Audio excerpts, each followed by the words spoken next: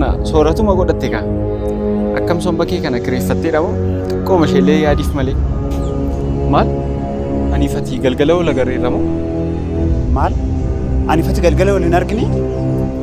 Sababa qabdaa? Sababa maali? Sababa dhugduuka. Ani hiree wajjin mana tokko keessa taa'ee yeroon ishee bukkeetti du'a akka isheen naagatu barbaada. Amma moo yeroo taraada keessa galtu callisee si ilaaluu qaba? Akkuma nama hin beekne wajjin ciisuudhaaf ariifattee fedhii miiraa keetii baate. Ammas nama hin beekne dhimma godhaa